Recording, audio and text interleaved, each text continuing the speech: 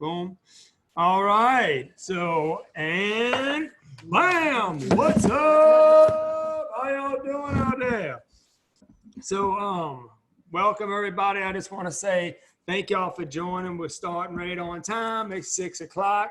Y'all can text my phone number 504-237-5391 if you have any questions at the end. So hello everybody and welcome to tonight's webinar, Arm Yourself Against Cancer. For those of you who don't know us, we're wellness enthusiasts who are daily coaching and equipping others to higher levels of health and wellness at Chiropractic Health Center and Hannan Wellness.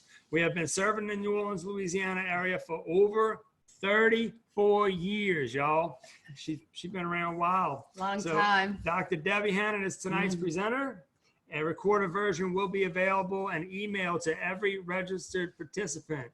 All right, so also we love to hear from you. So if you have any questions, you can text them during the presentation. At the end of the presentation, we'll get the Rock Doctor to answer them. And it's 504-237-5391. And we'll answer your questions at the end. Thank you all for joining us and welcome Dr. Hannan. All right, so we're gonna get rolling because I have a lot that I want to cover tonight, and time always goes super fast. So, as I start tonight, I want to be clear that I want to present to you the best evidence to arm yourself against cancer. There may be people on this call tonight who have had their doctor given them a cancer diagnosis once or maybe even more than once. I know that we can't completely 100% shield ourselves against cancer, but we can make the best decisions for our health and our future with the information that's available now. And we also have to remember that, a few decades may have passed in our lives before we actually became serious about making choices concerning our exposures and the things that we might eat or participate in. We're exposed to things as children that we don't have any control over. So I just want to encourage people, if they were diagnosed, not to be condemned because nobody's 100% shielded, Right. We can stay connected to sources that share up-to-date information that helps with the prevention process. And tonight I'll encourage you to keep a notepad by your side. In whatever area you feel you could be doing a little bit better job in, jot it down, make a goal to take that action step.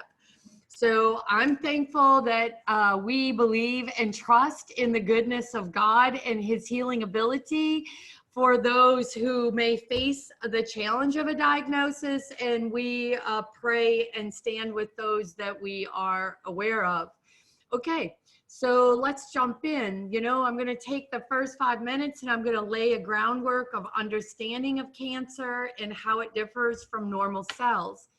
Cancer is a term for diseases in which abnormal cells divide without control, and then they can invade the nearby tissue.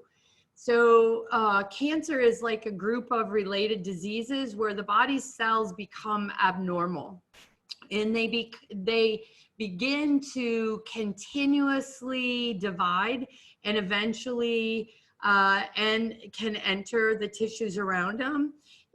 Cancer can start almost anywhere in the body, and the abnormal cells would have otherwise died off, but instead they survive, they multiply, and they initiate the growth of tumors.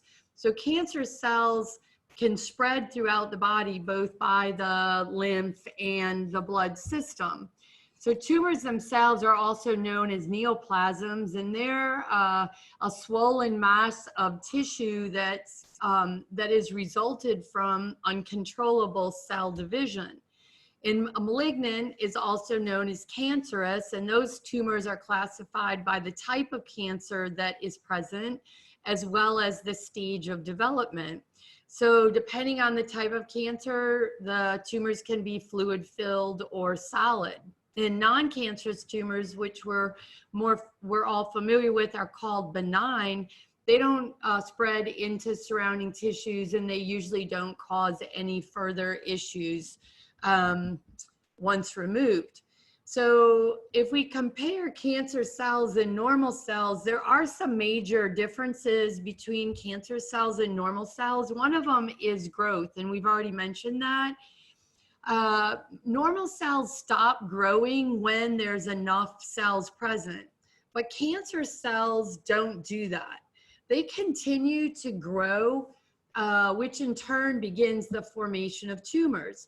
The communication process is different in cancer cells and normal cells. Normal cells react and respond to other cells in their area, whereas they do it through cell signaling, and cancer cells don't. They're renegade cells.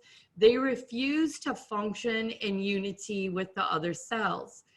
Also, cellular repair is changed. When a cell is damaged, a normal cell is repaired or it dies off. In contrast, cancer cells are unable to be repaired, or they're unable to go through apoptosis, which is like controlled cellular death. They just, they protect themselves from that.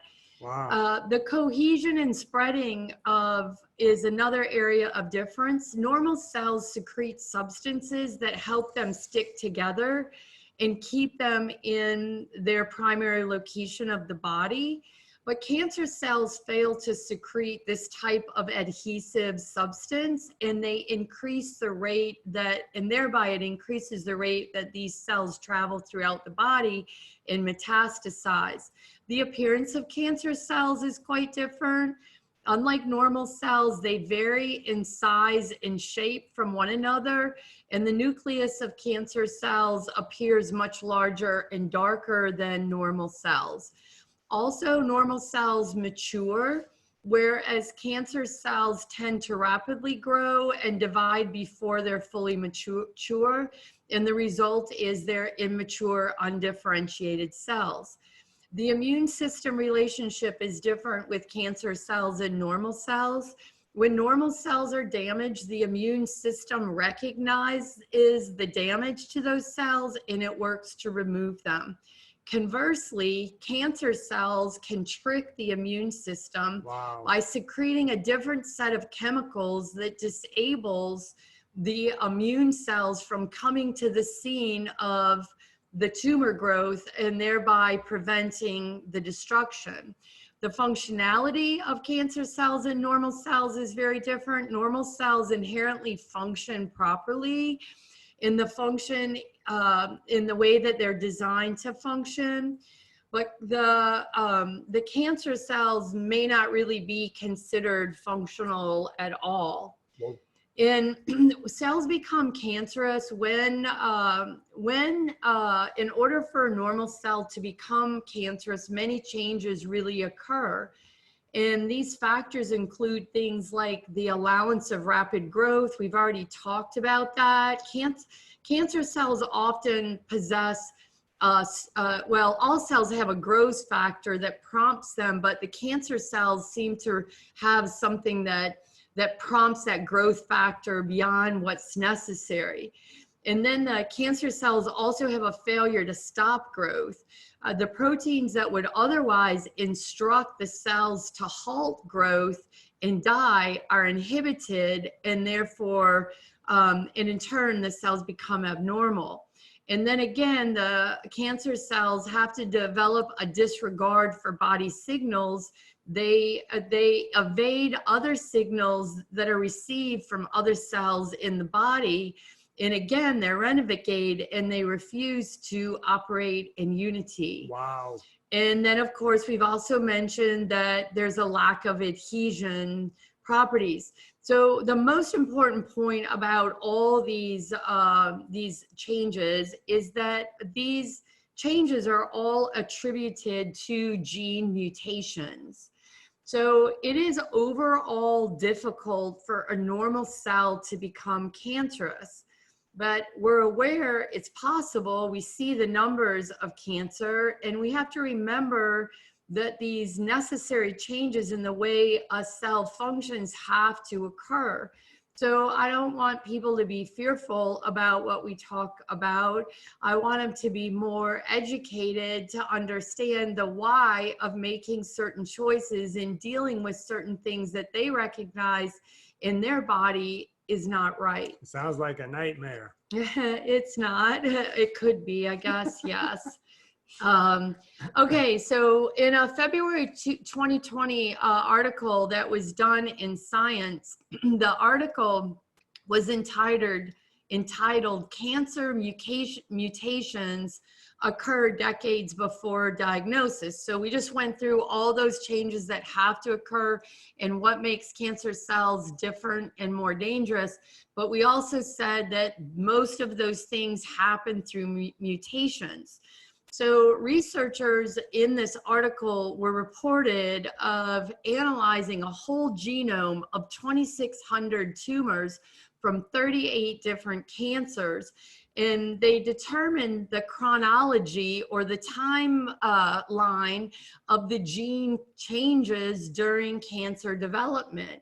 And cancer appears to occur as part of a lifelong process in which our genome or our genes in our body changes over time.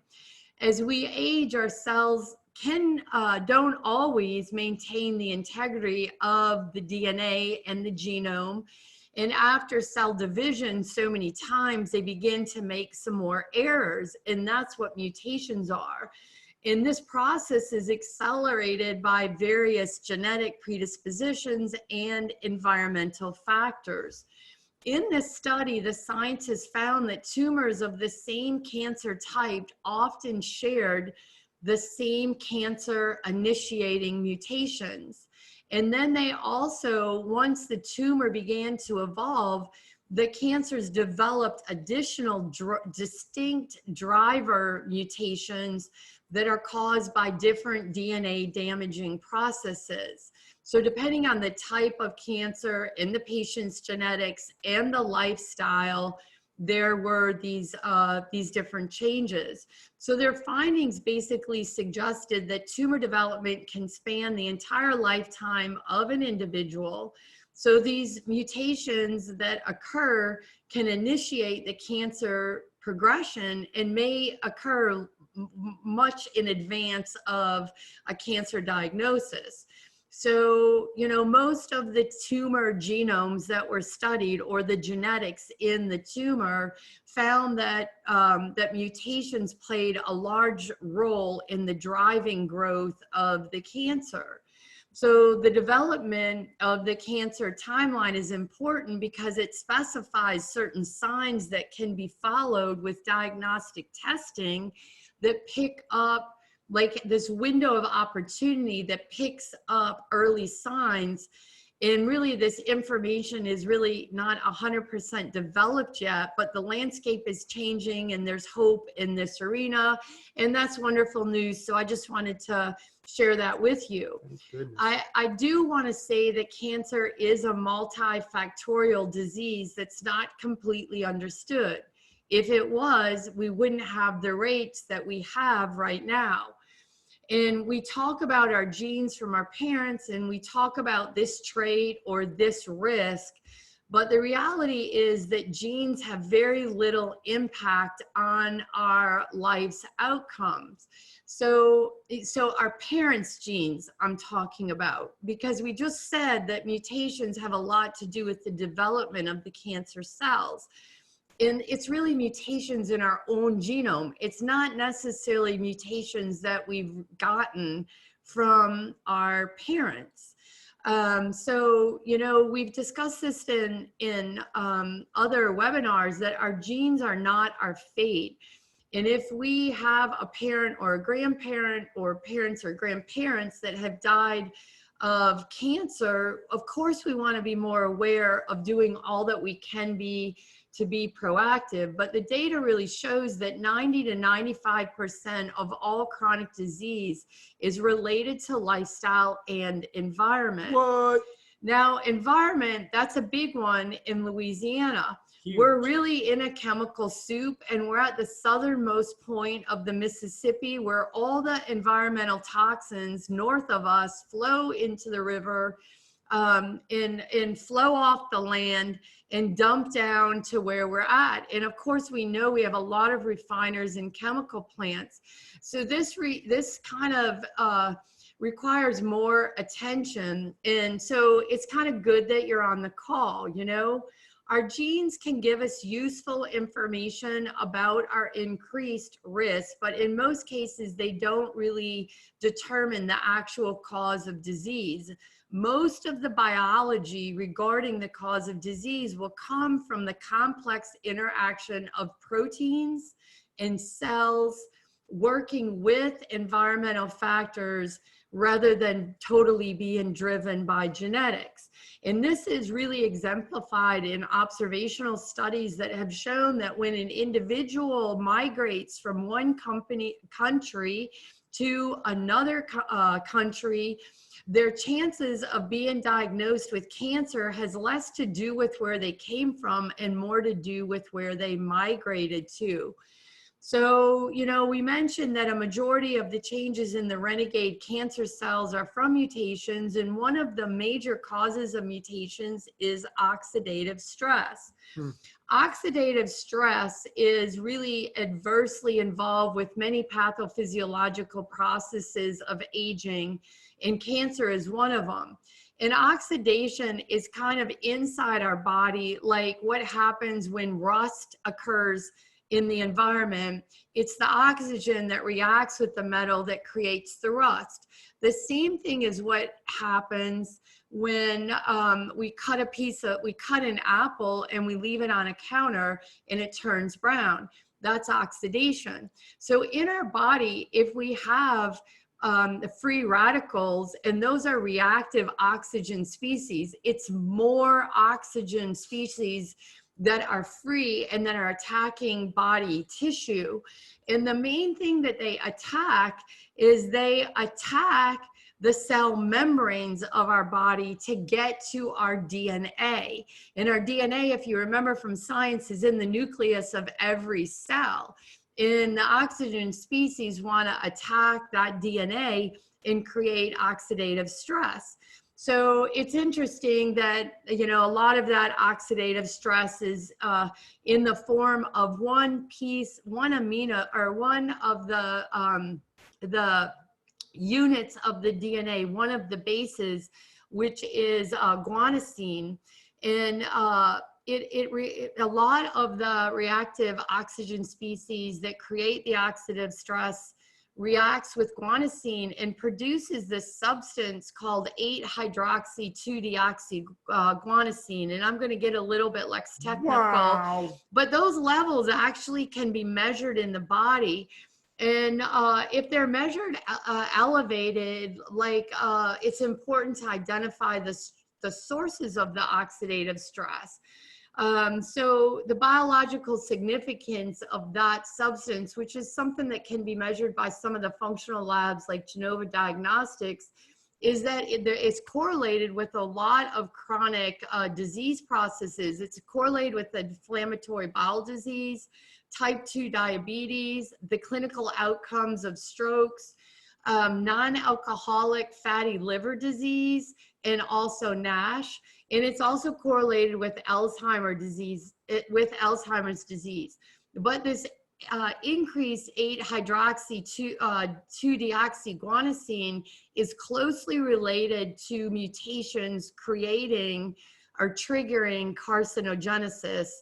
And also were found to trigger inflammation-related processes. So some suggestions to help prevent oxidative stress in our DNA. One is no trans fats, and they make cell membranes very stiff, and making sure that you have enough omega-3s to make the cell membrane work well. But then we need to protect that cell membrane, and we protect the cell membrane. The principal protector of the cell membrane is vitamin E. And vitamin E has really gotten a bad rap in a lot of research. And the reason why it's gotten a bad rap is because what is researched is only one form of E, and that is alpha tocopherol.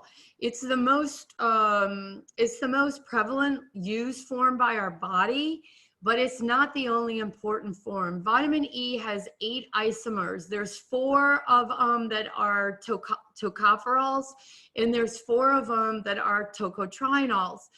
And it's important that we have all 8 forms. And I would warn you, do not buy synthetic alpha tocopherol. A synthetic form has been what was used in many of the studies, and it was found to be harmful. And that is called DL alpha tocopherol. It's only half as active as the natural form, and it's been linked, like I said, to poor research outcomes. So vitamin E's natural occurring 8 forms are alpha, beta, delta, gamma tocopherol, and alpha, beta, delta, gamma tocotrienols. Now this is newer research, and I used to give my patients the tocopherols and the tocotrienols together. In the last year or so, I've separated them because the research suggests that it's better to take the 2 forms separate. And we've actually started purchasing from a company that separates them, where you can take the tocopherols in like the morning and the tocotrienols in the evening.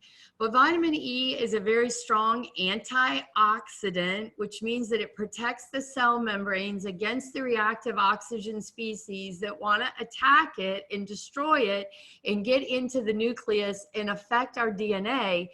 So vitamin E is really important to consider using. I remember years ago when realage.com came out, and it was like, it was like this new website that you could go on. I don't think it's available anymore. And you could put your data in, and it would tell you, like, based on your diet and lifestyle habits, probably what your real age was versus your current age. And one of the few there was some nutrition questions, but one of the few supplement questions that was asked was, do you take vitamin E? And vitamin E is just that important. People that can be deficient in vitamin E, especially, are people that maldigest fats. And clinically, that's seen as floating stools. People that have their gallbladders taken out, or they're not working, or they're on a low-fat diet, or have pancreatitis, they would be people that need vitamin E. But I think we all need it, but those people need it even more. So vitamin E, is really important in central nervous system function. If there's impaired reflexes, coordination, difficulty walking, weak muscles, blurred vision, those are signs of vitamin E deficiency, which aren't always recognized. So research would indicate, again, to separate the tocopherols and the tocotrienols. The reason seems to be that the tocopherols can actually hinder the assimilation of the tocotrienols. And, the current research suggests that tocotrienols serve as antioxidants, but also there are other important non-antioxidant functions, such as helping maintain healthy cholesterol levels, promoting healthy cellular growth and function, and cellular adhesion. And that should automatically tweak your ears, because we tuned in at the beginning to the changes in the cells, and those were changes that occur that allow cancer to develop. So we use this AC Grace supplements, but we also use a supplement for tocotrienols by Designs for Health. That's from the annatto bean, which is higher in tocotrienols and really contains very little tocopherols. It's kind of interesting, in nature, vitamin E occurs in 8 forms, but rarely do you find all 8 forms in a food. So it was like nature designed the tocopherols and the tocotrienols to be separated. And it just seems to be better to use them that way. In addition to the vitamin E, the vitamin C is great for the prevention of oxidative stress, inflammation, and mitochondrial injury. And we could also add to that list alpha lipoic acid, a good B complex, magnesium, milk thistle, and curcumin. And those are all great substances. I So love the liposomal vitamin C. yes, I do too, because it really gets in our cell. It has a nanotechnology that really gets in our cell. We also use a liposomal glutathione that does the same. So the causes of gene mutations, they can occur for many different reasons, but two of the major reasons are A, inherited, but we already said that that was not a huge cause of cancers. The second reason for gene mutations is environmentally provoked gene mutations. And this is really more key. And some of the causes for these gene mutations include carcinogens, viruses, hormones, obesity, inactivity, inflammation. We're going to be getting into that. But surprisingly, mutations, again, occur regular throughout a normal cell growth.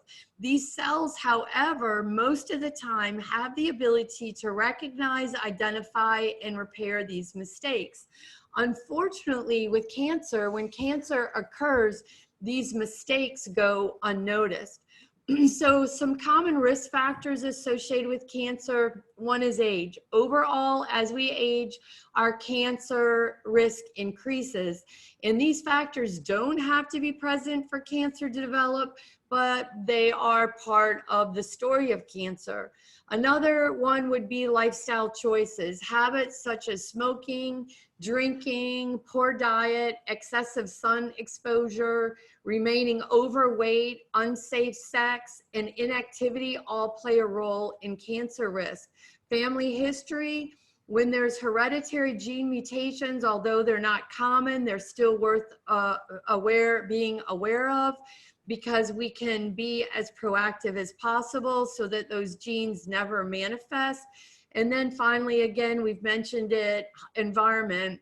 And those things include things like harmful chemicals, secondhand smoke, and other environmental toxins. But believe it or not, cancer is preventable. You know, according to a study in 2008 by MD Anderson, the researchers said 90 to 95% of all cancer cases are due to lifestyle and environmental factors. So it really becomes important that we learn the best things to do and we begin to practice them, and it's never too late. It's never too late, even if we've had a diagnosis. Our body has an amazing ability to recover. So we should never throw in the towel, so to speak, because our body can recover in the toughest of circumstances by the grace of God and by our doing the right things. So in 2016, MD Anderson said up to half of all cancer deaths may be prevented by healthy lifestyle choices and appropriate screenings. And the American Association of Cancer Research says adopting healthy lifestyles that eliminate or reduce the risk of recognized causes of cancer could decrease the number of people diagnosed with the many forms of cancer.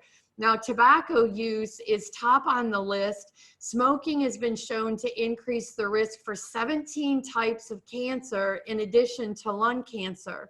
And eliminating tobacco use is the single most important step to reduce the burden of cancer. And it may be too early to assess the overall risk associated with vaping, but the evidence to date in terms of the chemicals involved in it is clear that e-cigs have substances that are dangerous, like propylene glycol, formaldehyde, and volatile organic carbons. Poor diet, lack of physical exercise, obesity are known risk factors for many chronic disease and conditions, are estimated to account for about 20% of the cancers in the United States. And exposure to UV light from indoor sun or tanning is the predominant cause of all the major skin cancers, basal cell, squamous cell, and melanoma. Although I would like to believe that having healthy fats in your skin is very protective, as well as antioxidants. And then finally, infections. You know, cancer-related pathogens account for about 1 in 5 cancer diagnoses worldwide, and it's important to prevent and treat these infections. Evidence concludes that cancer-related deaths were due to the following factors: 25 to 30% tobacco, 30 to 35% due to diet, 15 to 20% for obesity, 15 to 20% for infections. And the remaining percents are due to stress, lack of physical activity, environmental pollution, and radiation exposure. So, you know, many studies are continuing to be released, but the common theme is cancer can be prevented. So ways that we can lower our risk: we can maintain a healthy weight, we can reduce inflammation, we can improve our gut health, we can address food sensitivities and intolerances, we can refine our diet, we can reduce toxic exposure, we can manage stress, we can stop drinking alcohol, quit smoking, up our water intake, limit our sun exposure, exercise regularly, and adopt a healthy sleep routine. And we're going to talk about those now. So the importance of weight management. According to the National Cancer Institute, obesity is one of the major risk factors for cancer. You know, maintaining a healthy body weight and living in a way that we're active are very important. Obesity increases the risk of breast cancer, colon, kidney, and esophagus. And physical activity may help lower our risk for some cancers, including colon and breast. You know, although the association with obesity is dependent on the type of cancer, the mechanisms that are thought to be involved here are excessive estrogen. We've talked about that in previous webinars, that when there's obesity, the gut produces aromatase and converts more of the hormones to estrogen. Another is an increase in the levels of insulin associated like with type 2 diabetes and insulin-like growth factors. We know that when there's more growth factors, there's more ability for cancer cells to divide. And then there's things like cytokines, which are these things that are in fat cells that are secreted by fat cells, and they cause the ability of cells to divide, and they inhibit normal cell growth. And then there's chronic low-level inflammation and oxidative stress and an immune response. So let's talk about inflammation. We know inflammation is vital in our immune response. It's our body's natural way to defend against invaders, to heal us from harm and repair damage. But chronic inflammation is not so helpful. You know, we have inflammation constantly or consistently. The body's ability, if we're inflamed a lot, the body's ability to recognize, attack, and defend is weakened significantly.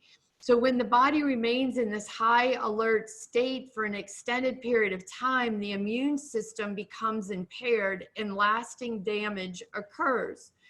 This chronic inflammation draws parallels with many of the chronic diseases that we see today, including cancer.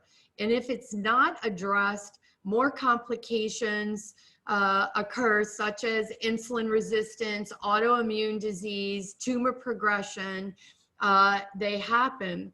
So what are some ways that we can combat chronic inflammation, boost our gut health? We need to recognize foods that aggravate us. If we've got a gut problem, we don't know what's causing it, we need to find out.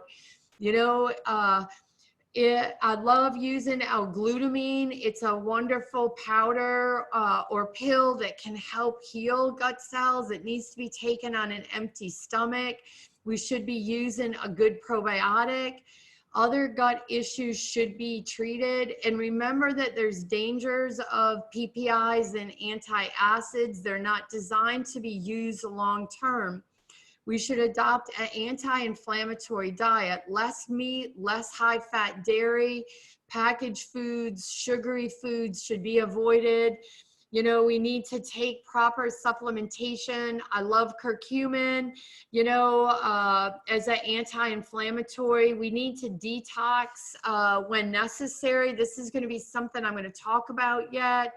And in your email following this webinar, I'm going to move fast tonight. I already have it. You might need to listen to it again, but I'm going to give you an exposure, a toxic exposure questionnaire in your video email with the video link to review. And you can look at that questionnaire and you can kind of say, okay, where do I need to eliminate?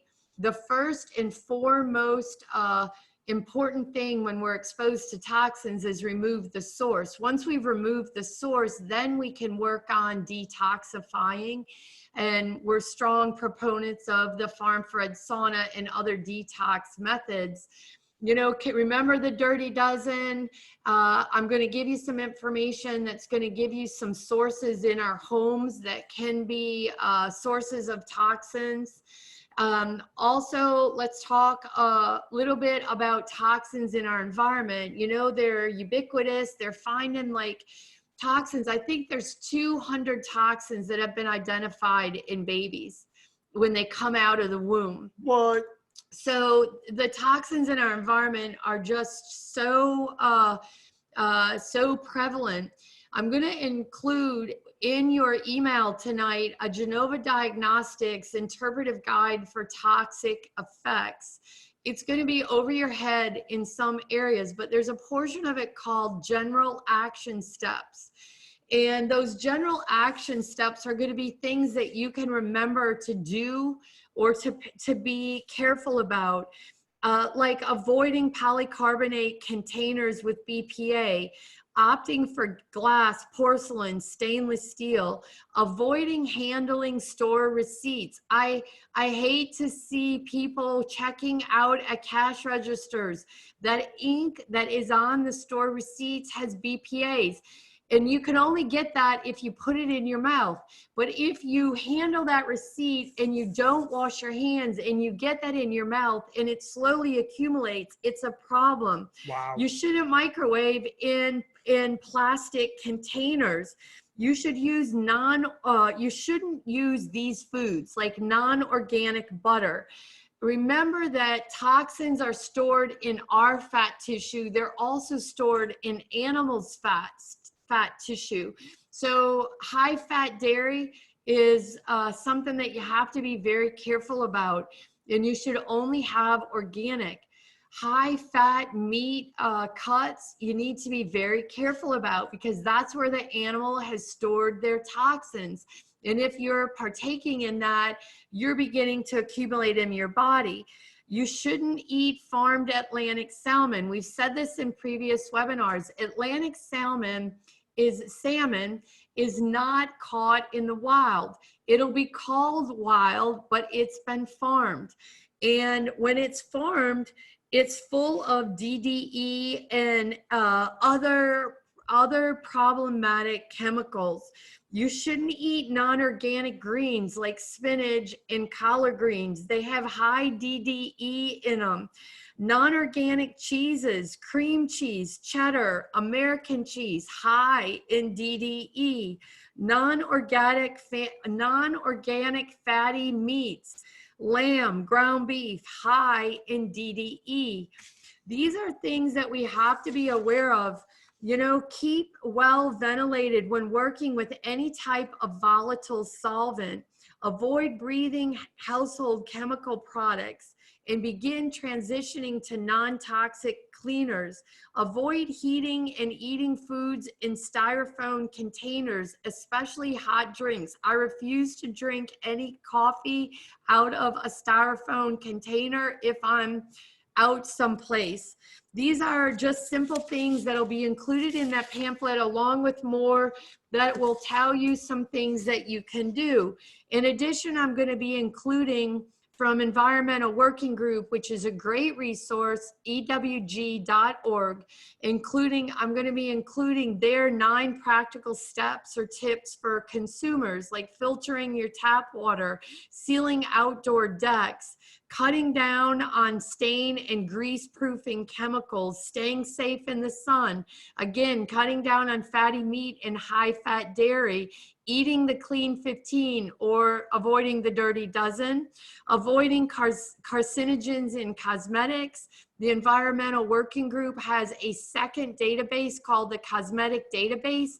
They also have a database for cleansers that will tell you if there's carcinogens or there's dangers with them, and then read the warnings. So, you know, the chemicals in terms of carcinogens, there's 3 types of carcinogens. There's chemicals that are direct acting to cause cancer. Those are carcinogens. Chemicals that don't cause cancer unless they're changed when they're metabolized are called procarcinogens. And then chemicals that don't cause cancer by themselves but can act with another chemical to cause cancer are called co-carcinogens. So there's carcinogens, procarcinogens, and co-carcinogens. And they damage the DNA, which we already said that leads to cancer. So cells can repair damaged DNA, and that's where great nutrition is helpful. So even if we have mutations or damaged DNA, if we have the right diet and lifestyle, we can also, our body can also help us to repair that, especially if our immune system is not stressed. You know, so even though these pervasive chemicals are in our environment, we definitely can work to begin to avoid things. Known human carcinogens include things like asbestos, arsenic, benzene, vinyl chloride. And possible human carcinogens are things like chloroform, DDT, formaldehyde. Formaldehyde resins are used in the manufacturing of composite wood products. Hardwood, plywood, particle board, medium density fiber board. A lot of the newer laminates that are on the market are not, they have formaldehyde, and you should check something out before you put it in your house. Household products like glues, permanent pressed fabrics, paints, coatings, lacquers, finishes, and paper products can have formaldehyde. Preservatives used in medicines, cosmetics, and things like dishwashing liquids and fabric softeners, fertilizers, pesticides. Also, emissions from gas stoves and cigarette smoke can contain formaldehydes. And then there's polychlorinated PCBs. PCBs are easily absorbed by the body, and they're stored in the fatty tissue. They're not eliminated well, they accumulate, and people are most exposed to PCBs, Paul, Charlie, boy, by eating contaminated fish, meat, and dairy products. Catfish, buffalo fish, carp have the highest PCB levels. So getting cancer from a chemical depends on the kind of chemical that we're exposed to, how much we came in contact with, how long we did, how often we were exposed, how old were we exposed, and our general health. So we could do a whole webinar on detoxing, detoxification. Maybe someday we will. But remember that when we're enhancing detox, most of the detox occurs in our liver. There's 2 phases, phase 1, phase 2, and this is where chemicals are biotransformed to be excreted.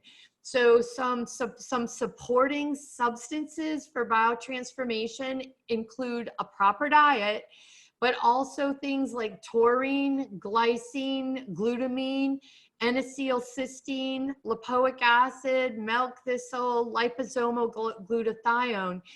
I like the lipoic acid supreme that Designs for Health have because it has both lipoic acid and taurine. And then the phase 3 would be enhanced clearance of the toxin.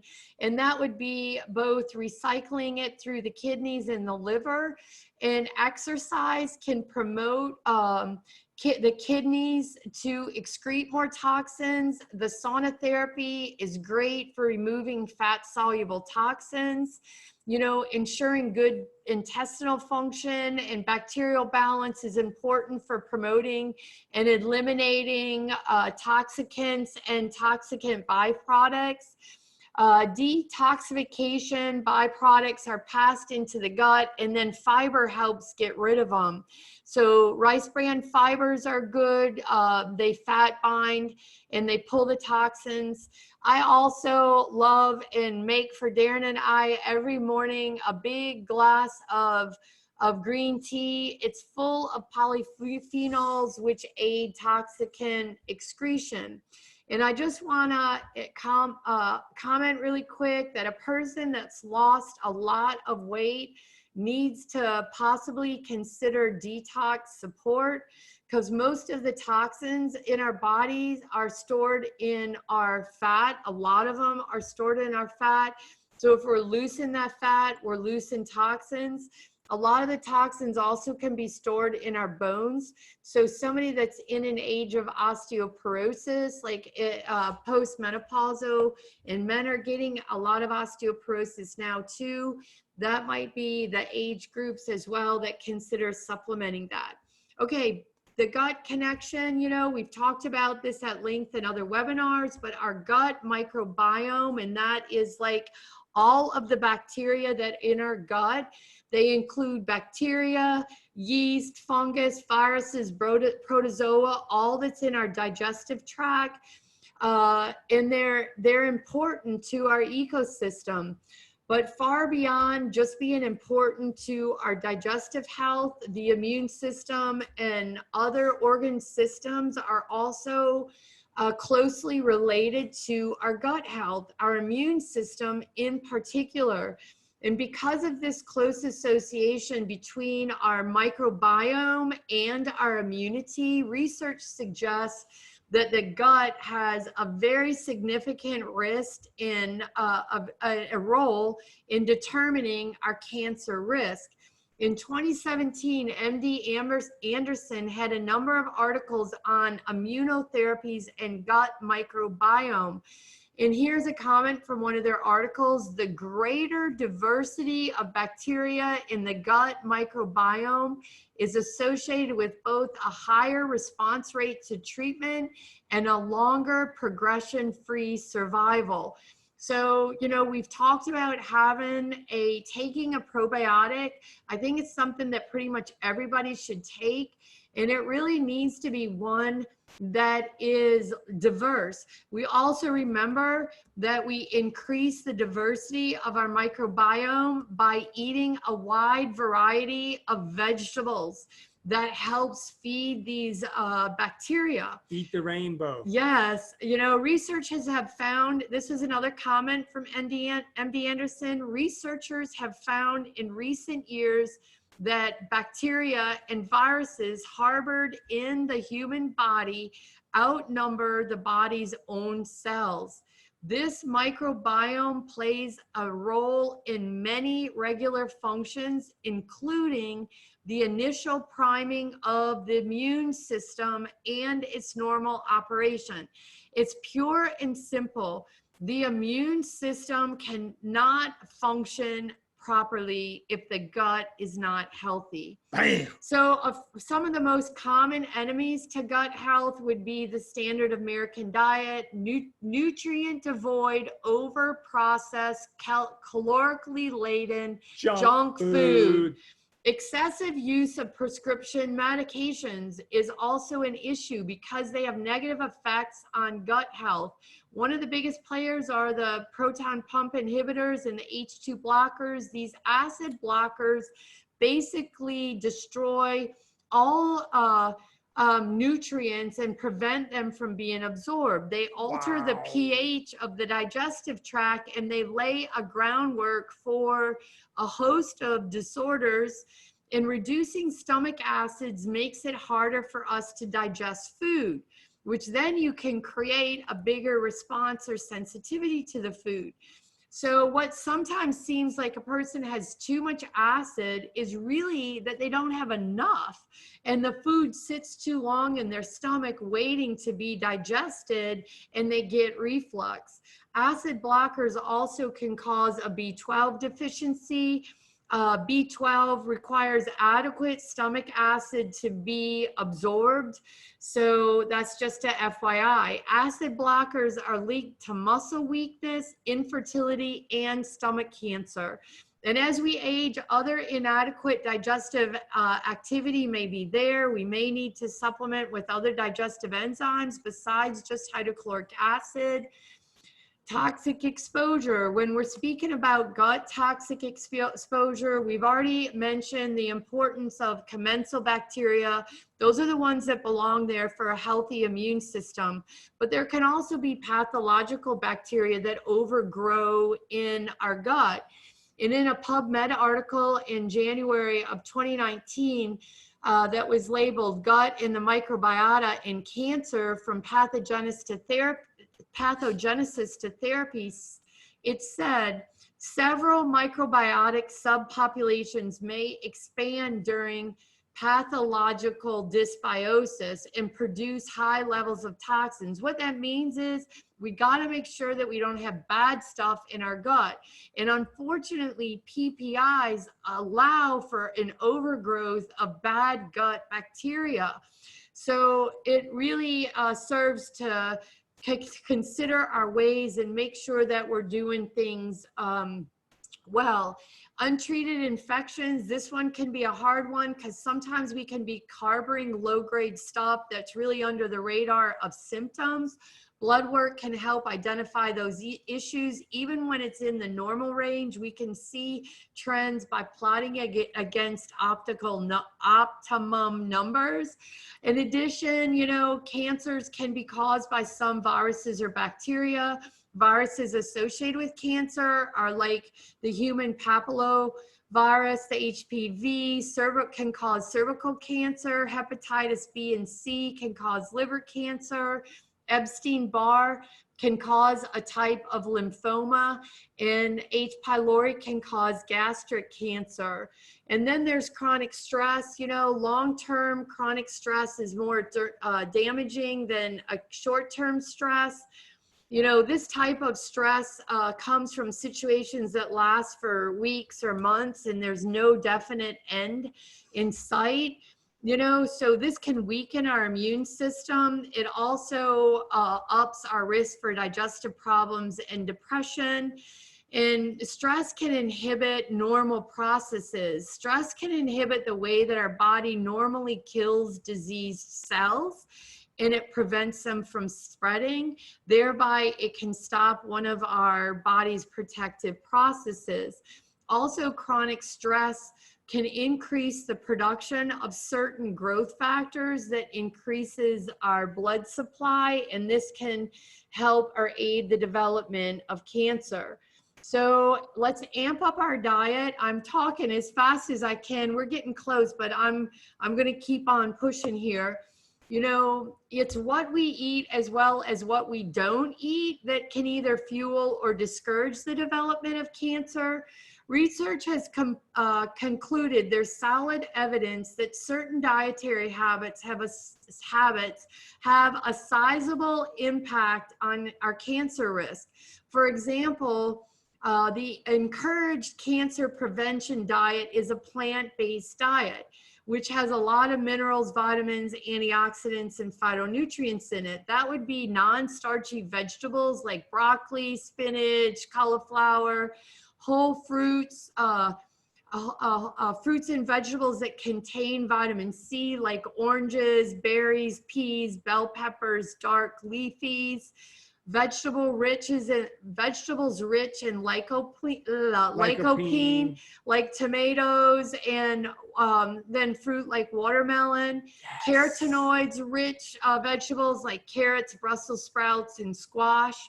And as we mentioned in our last webinar, and Darren mentioned already tonight, it's important that we eat rainbow every day, and eat the dirty dozen. We've already mentioned that. And organic. Remember, eat the dirty dozen organic. Eat them organic. Thank you. And then, you know, diverse vegetables create diversity in our microbiome. So take a probiotic and feed them well with good vegetables. Foods that would heighten the risk of cancer should be avoided. You know, these are things like processed meats like bacon, sausages, hot dogs, pepperoni, prosciutto, beef jerky, salami. Any meat that's been preserved by curing, salting, smoking, or adding chemical preservatives create nitrosamines. And this also, we could also add into this category salted fish, which is a Chinese food. Those are all in group 1 carcinogens, strong evidence that they're cancer producing. Red meat, which I've already mentioned, beef, veal, pork, lamb, mutton, horse, goat. They're group 2A carcinogens, which means that they're probable causes of cancer.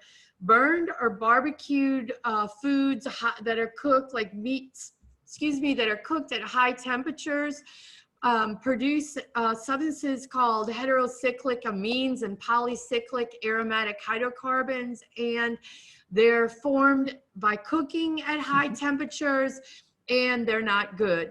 We also want to be careful that we avoid alcohol and polluted water. And by the way, you know, and I already think I mentioned that. Okay, so cut the booze. Based on extensive research, there's strong scientific evidence connecting drinking alcohol with several types of cancer. According to the National Toxicology Program of the U.S. Department of Health and Human Services, alcohol is listed as a human carcinogen. The research indicates that the more someone drinks regularly, the higher risk they have of developing cancer. It was once believed that limited alcohol consumption was appropriate part of a cancer prevention plan. However, emerging studies have concluded that even minimal consumption, even within the national guidelines, still raises cancer risk. Therefore, it might be better to skip the drinks altogether. We've already mentioned quit smoking. There's no safe level of tobacco use. Tobacco use is the leading cause of cancer deaths in the United States and beyond. Tobacco products contain chemicals that directly damage the DNA, which is, as we know, a main contributor to cancer. So cut the habit, kick the habit, and get moving. A growing body of research has supported the importance of physical activity in cancer prevention. Some of the benefits of exercise for the reducing of cancer risks are regulating blood levels of hormones, reducing exposure to dietary carcinogens by elevating or accelerating metabolism, preventing a body fat accumulation. And it's recommended that we exercise 30 minutes most days of the week. And it can be done in increments. It doesn't have to be done all at once. You could do 10 minutes 3 times a day, and that could count as your 30 minutes. The most important advice that we can give is to adopt a fitness routine that is fun. It must be something you enjoy doing, like going to the gym with your husband. I love that. Or do it outside. I like exercising outside in the sunlight too. Yeah. Okay, so just find something that you do. And then the value of slumber. Quality sleep is essential for proper immune function, healing, and mental health. So we should be getting 7 to 8 hours of sleep a night. That reduces our risk of cancer. We're told all our lives how important it is to sleep. You're giving away all my But tips. the science is now on the side that slumber is very important, or good sleep is important. And studies have really been addressing the relationship of insufficient sleep habits with some of the top cancers in the United States. And they're showing that that there is a correlation. So, you know, some strategies to improve our sleep: create a regular schedule. I did this to this guy when we got married. It was like his schedule was, and now we've got like this regular clockwork schedule. It's just healthier, you know. Limit screen time before bedtime, reduce caffeine and sugar intake. You're stealing my thunder. Adopt a nighttime ritual, essential oils, herbal tea, you know, read before bed. Supplement. I love melatonin, magnesium. We use them both. You know, I feel like time release melatonin is the key to success with melatonin with a lot of people because they metabolize it too fast. So time release can help. I love Zynomagen's product called OptiMagnesium. It's a magnesium L-threonate, which is magnesium N-threonate, both relax, but it's the only source of magnesium that's been proven in animal studies to cross the blood-brain barrier. So boosting the brain magnesium is very helpful to get a good night's sleep, among other things. You know, we could do a whole webinar on the importance of magnesium. Or the importance of sleep, which we're going to do next month's webinar. Darren's going to be our teacher next month, and he is going to teach on Sleep 101, you know, so we're looking forward to that. And then another final couple of things is CBD oil can help with sleep. I love aloe vera. I'm using that company. And then finally, manage stress. You know, it's truly, cancer prevention is a holistic process. It's important that we eat nutritious food, drop unhealthy habits, adopt exercise, get adequate sleep. None of that would be possible without proper stress management. So we need to be careful about that. And I'm running out of time, but it's important to understand the negative consequences of stress, especially when it comes to cancer risk. Chronic stress is not something that we should take lightly. If you feel unusually cranky and you don't have the energy you once had, you're sleeping poorly, they could be signs of high stress. You know, take serious action to fix this. You know, and remember also that we offer that brain tap, which is a wonderful and inexpensive way to reduce your stress. So I thank you for taking the time to listen to this webinar tonight. You know I went like a freight train tonight. Really fast, and I really hope you got what you needed out of this. You know, we're really passionate about sharing topics that we feel like are really going to help people be healthier. That's what we're all about from the beginning of our day to the end of our day. So I think that we've gone so late that we probably we'll take the questions. We'll answer them through email. We'll answer any questions that you might have through email. Just send us an email to send it to Myra, M-Y-R-A, at Hannan Wellness. And she will make sure that I get those emails and I'll answer them. Please leave your phone number. If the answer is long, I may just call you. All right, we love y'all. All right, so next month's webinar, you guys, it's going to be Sleep 101. It's going to be July the last Tuesday in July. 6 p.m. Be there. We look forward to seeing ya. Thanks for joining. Have a great night. Thank y'all for joining. Y'all have a great evening. And bye. Bye, y'all. Hope everybody enjoyed it. Thank you.